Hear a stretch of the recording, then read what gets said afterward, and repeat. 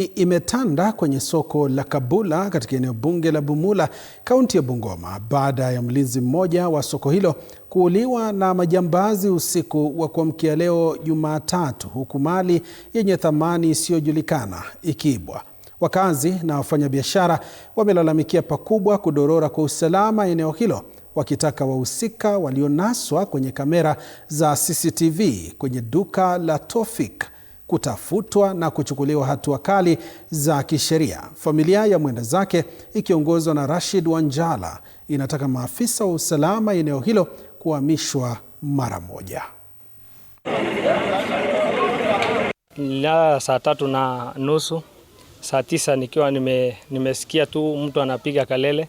Kutoka nje niliona waliua soja wa jirani wangu na waliiba vitu mingi kwa duka yangu, na niko na CCTV. Wakati waliingia ndio walikata hiyo CCTV, lakini footage ya mbele wakati wanaingia inaonyeshwa, yani iko na imeangaliwa na watu wa serikali walikuja wakachukua.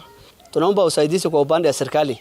Wale walishikwa na CCTV, CCTV hiyo ifuatiliwe, washikwe wale wa jamaa, kwa sababu sura kila kitu unaonesha vile wanabeba vitu kwa duka. Sisi hatuna nguvu kwa ajili yeye anajiwezanga ndiye akuja atafute.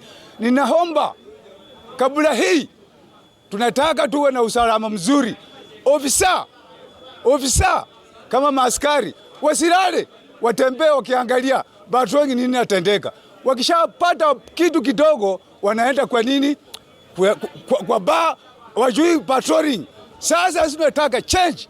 Askari akikuja Kabula asikae kwa miezi 2, mwezi moja atolewe. Jambo hili hapa Kabula si geni.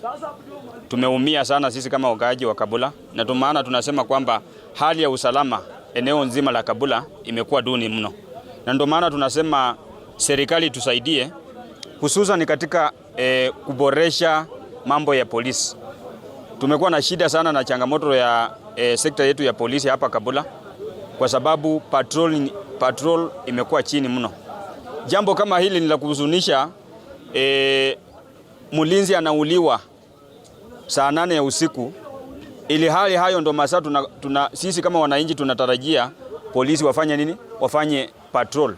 Polisi hapa tukipata kisa ya kwanza ingekuwa changa. Hapa sasa makruza zingekuwa zimelala, wangekuwa wanamwaga. Sisi hapa tunasikitiza hii kifo. Tukisema polisi wa Kabula ward, OCS mwenye alienda, hiyo cabinet yote ingeenda. Naam, mtazamaji.